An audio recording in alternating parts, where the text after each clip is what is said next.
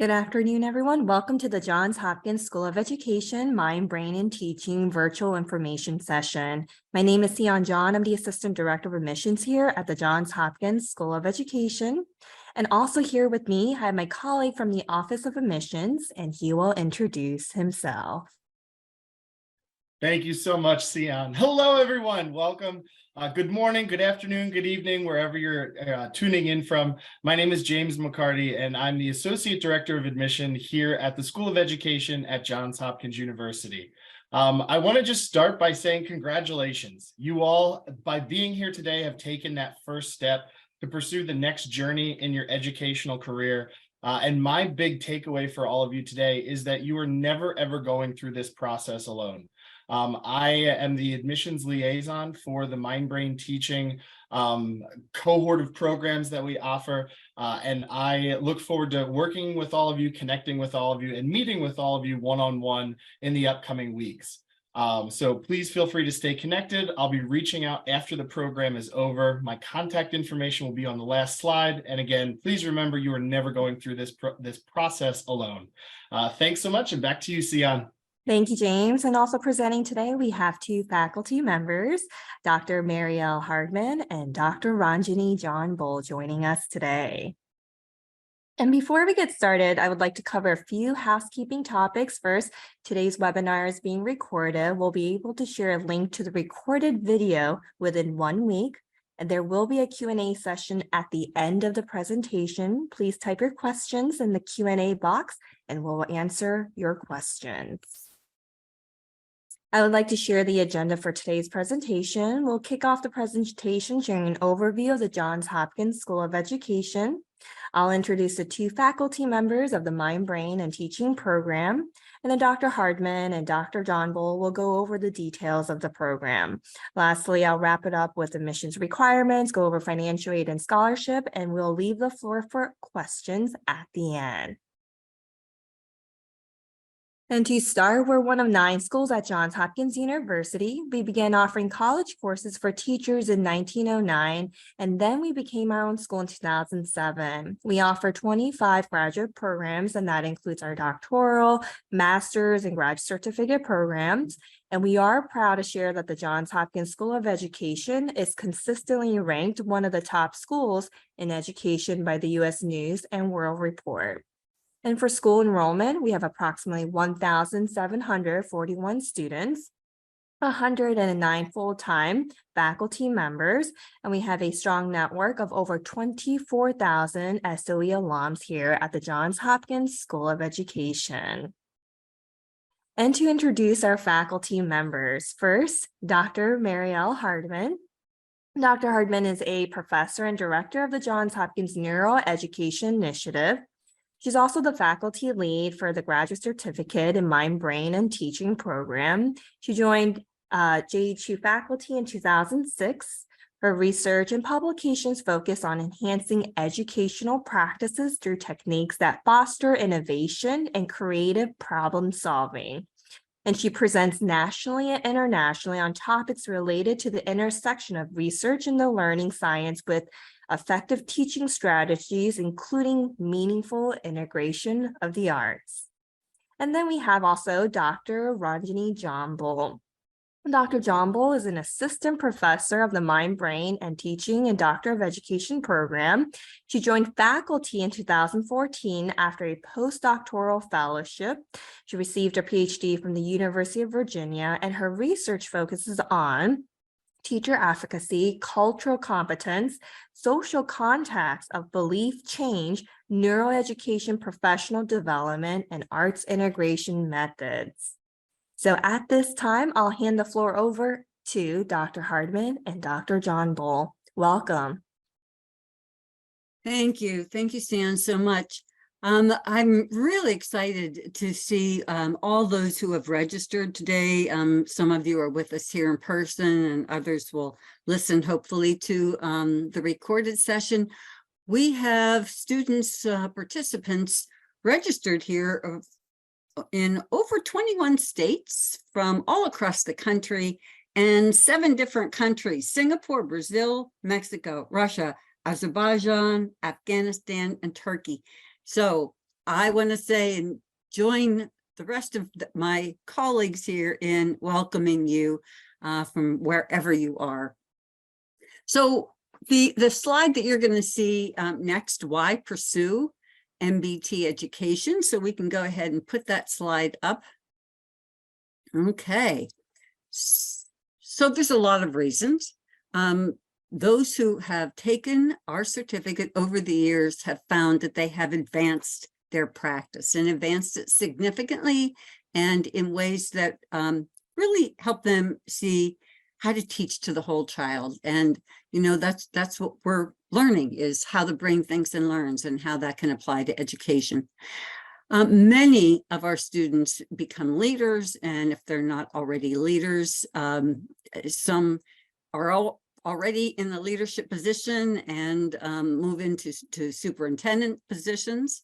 Many are joining policy organizations and affecting policy with the research they've learned. Many are doing consulting in the education field, and others are just lifetime learners, and that's their goal. So who are the people in our certificate? Let's take a look.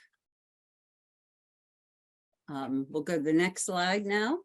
Okay, so educators, obviously pre-K to 16, counselors and school leaders within the pre-K 16 world, higher education professionals, wanting to bring this knowledge into their own higher education programs. We've had organizational leaders from government organizations, from nonprofit organizations, and for-profit organizations wanting to learn more about how we think and learn and how that can affect what they do in their role. Consultants, as I mentioned, in the education field, parents, and those who are working in homeschool situations, which is growing, as you probably can imagine, since COVID. And then those who are participating in not only face-to-face, but also online education. So now let's take a look at what the program, some of the details of the program in the next slide. So it's 15 credits, that's 5 courses. And what we do is look at research from the learning sciences and how it informs the field of education. There's a lot of different topics that you would be exposed to, topics like neuroplasticity and memory and emotion, creativity, neurodiversity. Those are just a few of the topics that we cover in our courses. What our goal is to look at the research that typically educators don't get in traditional education prep programs. Research from cognitive science, psychology, the brain science, neurology, neuroscience, and education. And in all of our courses, we focus on how your practice in whatever context you're in can be informed by this body of research. It's a fully online format. It is asynchronous, so there is no particular time you have to be online. There are, though, assignments where there are due dates and there are sessions, but it is asynchronous. So again, there's no particular time when everyone has to be on. However, each professor does offer some synchronous sessions. It just depends on the course. That gives you a chance to, you know, dialogue with classmates and the instructor in real time. You'll hear a little bit more when Dr. Jambul tells you about the different ways you can complete it. Typically, it's 5 semesters, which is 2 academic years plus 1 semester. But we also offer another option to take it in 1 year plus a summer. And the courses are offered in sequential order. And what is, I think, unique too is that it's a cohort structure. So the students that you start with are those you end with after the 5 classes. And I think many a friendship has been formed because of people working together within this cohort and within groups. So next slide is that we ground a lot of our work in a model, the brain targeted teaching model, which has been used and is still being used over the last, at least 15 to 20 years in many contexts, from early childhood to higher education classrooms. It's being used in several organizations, some online university teaching have adopted the model, and it's been the model that they use not only for teaching, but also hiring faculty. So there's a lot of different ways that this model has been used. It is applicable to any organizational context. And the whole point of the model is to take the mountains of research from the learning sciences and to give a cohesive framework so professionals can take this knowledge and use it immediately within their own professional context. So in the next slide, there we are. My background is as a school principal before I came to Johns Hopkins. I have and still work very closely there with faculty and with Dr. Jomble, who's now assumed the major role as faculty lead. So I am supporting her in that role. The center book is the second book. That is the textbook we use, with another one coming on its way, hopefully pretty soon. And the one on the very far left is the very first book on brain targeted teaching model. So I am again really happy to have you here and happy to answer your questions both here, or if you are listening to this in a recorded session and you have a question for me, feel free to send me an email. Thanks, and I'm going to turn this over now to Dr. Jomble. Thanks so much, Dr. Hardiman. Welcome again to all of you. It's a pleasure to be here with you. I don't think Dr. Hardiman probably advances her work enough, and I just want to say how privileged I am to get to work in this program with such a leader in the field like Dr. Mariel Hardiman, who actually authored the book, The Brain Targeted Teaching Framework, which is a very practical framework that was built and designed from the field with educators, in collaboration with educators, and it grew out of the field, not a top-down model from the university, but from educators with the voices of educators all interspersed throughout it. And it continues to grow and flourish as people use it for research in their practices across the span of pre-K to 20, graduate school and beyond in organizations as well. So I just want to say that little bit why this model continues to be relevant and important, and also incredibly important for culturally relevant and equitable practice. All right, so with that said, I will describe to you about our course sequence. We have a sequence of 5 courses for the Mind, Brain, and Teaching Graduate Certificate. It begins with Explorations in Mind, Brain, and Teaching, which provides an overview of the learning sciences, where you learn some information about brain structure and function, some misconceptions about learning in the brain, and instructional strategies that are informed by the learning sciences literature through this wonderful brain-targeted teaching model. The second course is Fundamentals of Cognitive Development, and there we focus on the typical developmental trajectories and the psychological theories of human development that covers the lifespan from birth to adulthood. And then in the third course, we have Neurobiology of Learning Differences. And here the focus is on the spectrum of neurodiversity and the teaching and learning implications of development and different aspects of neurodiversity through several different frameworks. The fourth course is Cognitive Processes of Literacy and Numeracy. And here we focus on the learning sciences associated with the literature of those 2 major areas of learning. This course was developed in response to educators' interest in those 2 main areas that are assessed in the K-12 settings, and these sets of skills and cognitive processes that are integrated throughout our lives in every context. And lastly, we have this wonderful course called Special Topics in Brain Science, where we focus on emotions, memory, and attention. And we survey a number of different fields that are explored through the earlier courses. In this course, we want you to see some of the other areas of the learning sciences that are also applicable to teaching and learning professions and the K-20 context. So in this Plan A, you would take 1 course per semester at a time over the course of 2 academic years with 1 summer in between.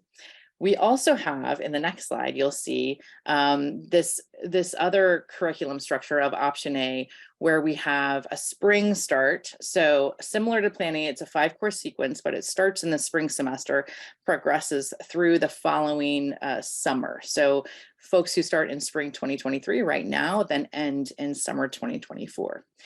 We also have another curriculum structure. We have a lot of flexibility in the School of Education, especially in the Mind, Brain, and Teaching program.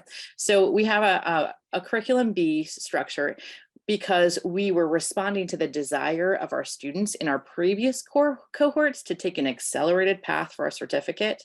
So we provide this because it allows for our students to also apply for financial aid and federal student loans, which I believe my colleague Sion will share more about later. So in this structure, you would take 2 courses in the fall, course 1 and course 2, explorations and fundamentals. And then in the spring, you take neurobiology, cognitive processes, and then you would finish in the summer with special topics in brain science. All right, let me move on to our online curriculum delivery. So we use an asynchronous method for our teaching using the Canvas platform. We do asynchronous work because we accept and serve students from around the globe. And this we do this because this allows for greater equity and access to our program, which is a priority for our School of Education and for Mind, Brain, and Teaching. We don't want the students in our program to only be limited to one area of the United States. We want to spread this knowledge throughout the world. We also include videos, lectures, interactive online components. We have discussions, both asynchronous and some synchronous, and we have projects, both group projects and individual projects. We do offer some synchronous sessions that are optional, and we always record those synchronous sessions and post them for people who are not able to attend those live sessions with a faculty member. We also include some other tech tools like Flip, what used to be called Flipgrid, VoiceThread, Padlet, and other tools that different faculty are familiar with and creative with. All right, so on the next slide, you'll hear about the outcomes of the Mind, Brain, and Teaching graduate certificate or degree. And we kind of bucket these into 2 different buckets. One is that we believe our graduates and know that our graduates end up being research translators in the professional practice. What happens is you're gaining skills for digesting the research literature as you come through the program, deeply rooting yourself in these bodies of literature that's relevant to your practice. So you get a lot of choice in choosing what you want to look at and what you want to research. And you end up producing products and projects that are immediately informed by research to practice. And you get to engage in learning experiences that mirror what we ask educators and professionals to do. So what we try to do is we try to use the principles and practice in our teaching so that you're immersed in neuroeducation learning experiences throughout your program. We also call you neuroeducators when you leave the program because you're gaining these essential nuggets of knowledge about this interesting nexus between mind, brain, and teaching with culturally relevant approaches integrated into this knowledge and practice. You also leave with tools and projects ready for implementation. And what we hear from our graduates is that while you're going through the program, you begin to serve as point people for knowledge from the learning sciences because your people see you as leaders. As you are learning this new information, our students always tend to change and improve their practice, and their colleagues notice it. So you also leave, I think this is an important point, you also leave as a fluent online 21st century learner who's able to navigate and learn through multiple online modalities. All right, so what do our students have to say about the MBT program? On the next slide, you'll get to see a few of the quotes from our students. I'll just pause for a second as you read those. And then I'll just highlight that center one in pink. This program has truly been the perfect marriage of my love for science and my love of teaching. I have learned to be more scientifically literate through this program by being given the tools to analyze and understand human learning and development. I think this is such a lovely, lovely testimonial. All right, and on the next slide, I think this is something that is incredibly important about the School of Education. In this, we have the opportunity for combining 2 certificates to create your own Master's of Education. So what you can do, one of the unique opportunities is and options is that at JHU SOE, sorry, JHU SOE, the Master of Science in Education allows you to choose 2 different certificates to design a more tailored master's degree program to your professional goals. So you can take the Mind, Brain, and Teaching certificate and combine it with any of these certificates listed here in this slide. You can combine it with the certificate in autism or the certificate in gifted education, the leadership and technology integration, the school administration supervision, or the certificate in urban education. We find that it is extremely complementary to any of these certificates, and it's beneficial to your practice. And I want to mention that this is not a common option at most schools of education. At most schools of education, you have to take one learning specialization only, a master's degree in only gifted, or a master's degree in only administration and supervision. But here, you can specialize in 2 different concentration areas. In that way, I think we get to live out our priorities of interdisciplinary studies through this Master's of Science and Education option. All right, on the next slide, I think I'm handing it back over to you, Sion. Thank you, Dr. Hardman and Dr. John Bull. So now we're going to continue by going over the admissions application requirements. The applicants must submit a completed application, which can be found on our school's website. Keep in mind, there is a $80 application fee when you submit your application. We'll need official transcripts, including institutions you may have taken courses but did not receive a degree. You'll need a personal statement. And in addition to a personal statement, you'll need a scholarly writing sample. And this is a paper that was written for a prior coursework. And if you do not have an appropriate sample of a scholarly writing to submit as an alternative, you may instead write a brief essay. Please visit our school's website for more information on the alternative writing sample. You'll need an updated resume that highlights any academic, professional, research, or leadership experience. You'll need 2 letters of recommendation. And finally, the GRE is not required for this program. Please note the Mind Brain Teaching Program, we're currently accepting applications for the fall 2023 start term. And there are a few additional steps you need to take in order to complete the application process. If you're an international student, you must submit a TOEFL or IELTS score. And if your degree was completed outside of the US, you'll need to complete a course-by-course evaluation. And additional information can be found on our school's website. And here on the slide, you'll see a breakdown of tuition for the next academic school year.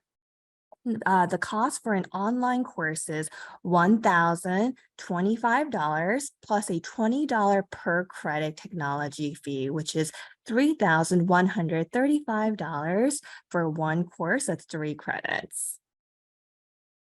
And please know additional fees apply and are charged separately from tuition. We encourage you to view our tuition and fees page on our school's website for the most up-to-date information. And if you're interested in applying for financial aid for the Mind, Brain, and Teaching program, we strongly encourage you to apply for financial aid when you start your application.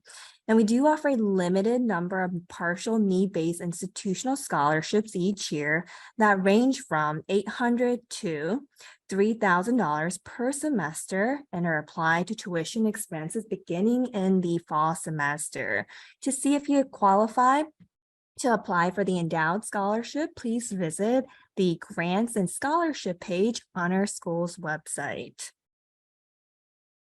All right, so at this time, we would like to open up the floor for questions. So please type your question into the Q&A box. All right, so it looks like we got a question from Heather. Typically, how many people are per cohort? Dr. John Bull or Dr. Hardman? I would say about 15 to 20 at the most. typically we try to keep class sizes around that. It usually does not go beyond 20. And we like that range between 15 and 20. That provides enough students that there's diversity in location and background, and allows students to learn from each other, but it's not so many that you feel kind of overwhelmed.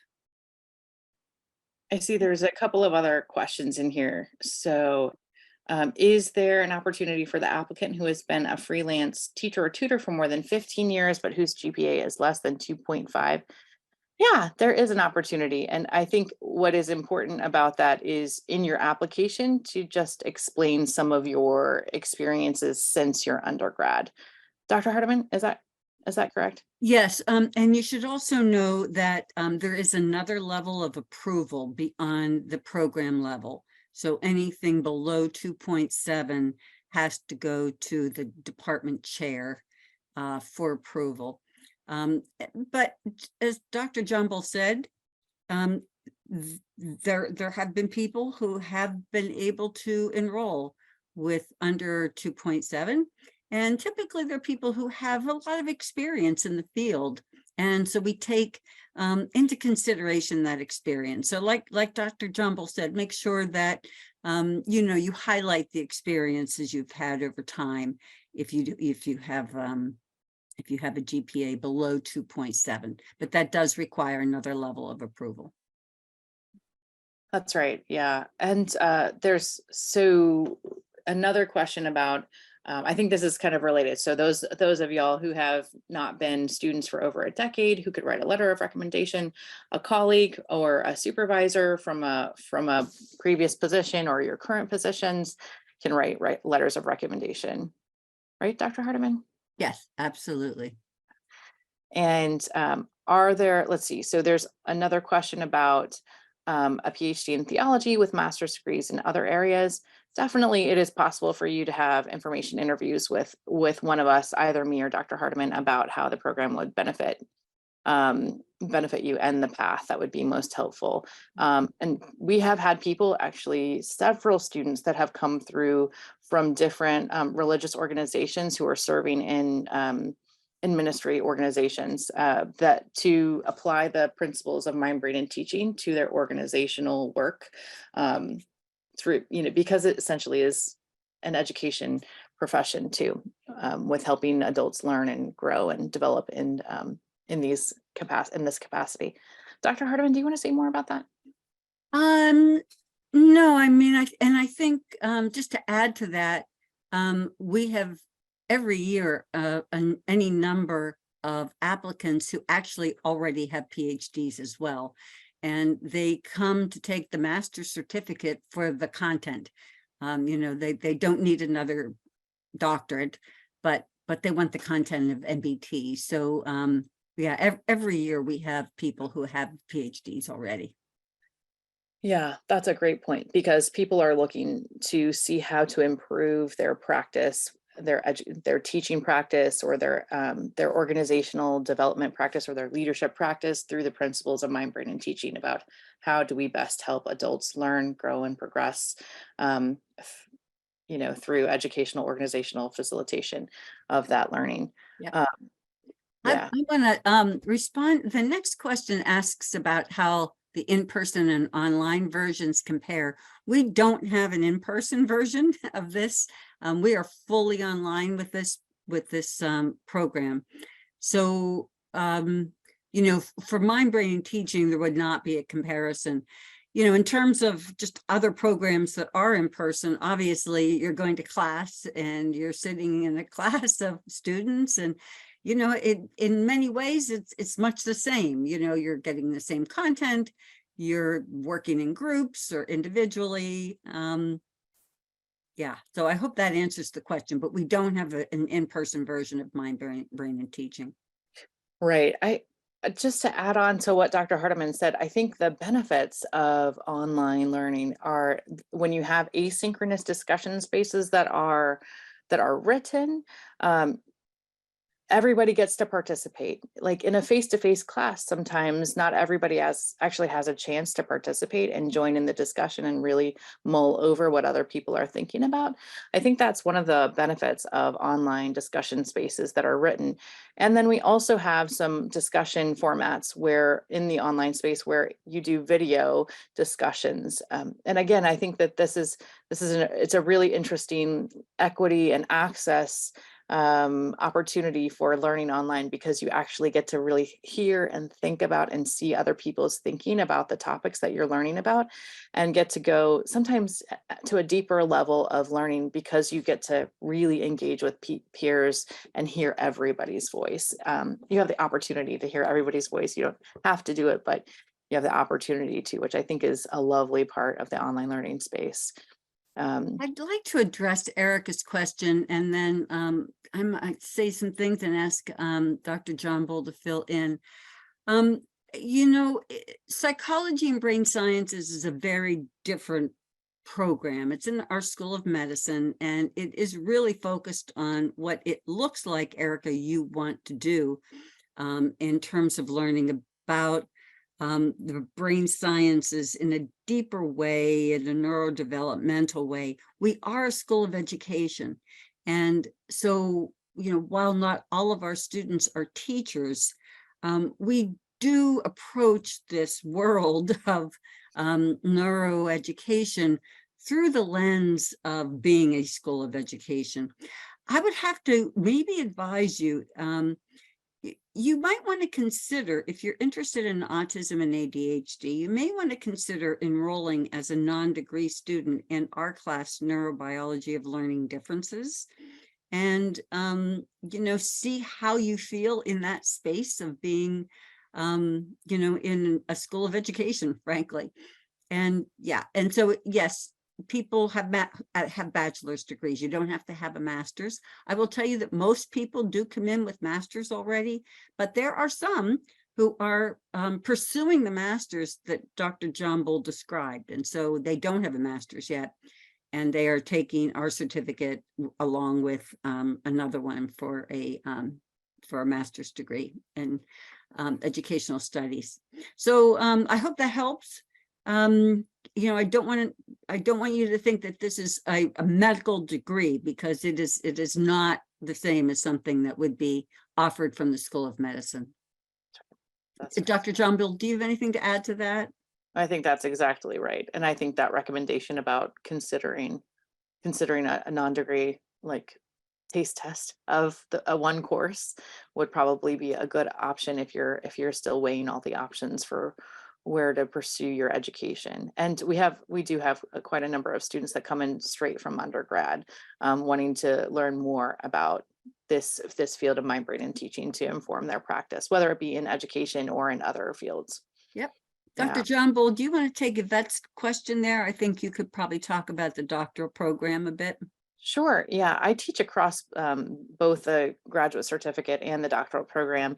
And yes, you can apply this coursework to that degree. And in the new version of the EDD that's currently being developed, you having a specialization, a mind, brain, and teaching specialization will not prevent you from specializing or focusing on the mind, brain, and teaching courses in the doctoral version of the program. So yes, absolutely. And we have quite a number of students who have taken this graduate certificate or done the MS Ed and then have moved on and applied to and been accepted into the Doctorate of Education program. Yeah. Yes, the answer is the Master of Sciences in Educational Studies. Yes, that's right. Thank you. You all had some great questions. And Dr. John Bull and Dr. Hardman, a question we get is, what do you guys look for in an applicant, like your ideal candidate? Any tips or advice, that can share with these students while they're completing their application? The diversity of applicants is very wide. And so I don't know that there's one particular profile, but I think as we read the personal statement, what we're looking for is, what's your passion? what is it that you would like to do with this work? If you think you want to just learn about brain science, then we might tell you to, go to the School of Medicine because we're looking for candidates who want to apply this knowledge. This is a certificate, in fact, really across the whole School of Education. It is really a research to practice model. And so, we look to see how you want to not only acquire the knowledge, but how you want to apply it within your own context. Yeah, that's exactly right. Thanks, Dr. Hardiman. I agree. We're looking for people who are excited to learn and grow and to take whatever they learn into their world of practice. Sian, are there other typical questions that you hear? I feel like I've heard people ask whether or not these are considered biology or physiology courses.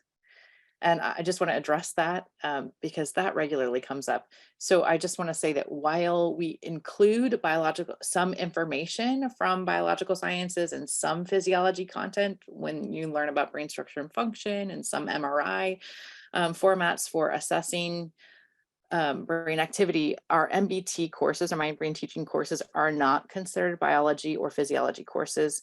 They are education courses that integrate the content from biology, physiology, the learning sciences, education, research, and we focus, just like Dr. Hardiman said, on the application of that knowledge into your professional practice to help you grow as a professional. To answer Heather's question, how do I set up a meeting? I guess what I'd like to say before I answer that is that in the very last slide, you see contact us, and Sion will show that, right? So if you have a question about admissions, or if you have a question about the academic program, I would ask you to contact James about admissions, financial aid, anything within that scope. Camilla Mika Sims is just really amazing. She is our academic program coordinator, and she puts together the program plan. She'll remind you of times to register. She's really an amazing source of information. And so what we like to do is ask you to contact them for those kinds of questions. Questions about the program itself, though, and the content would come to Dr. John Bull and I. So that's what we'd like to do. The faculty will answer questions about the courses, or anything related to content. So I think you could email both of us or one of us, and Dr. John Bull and I work very closely together.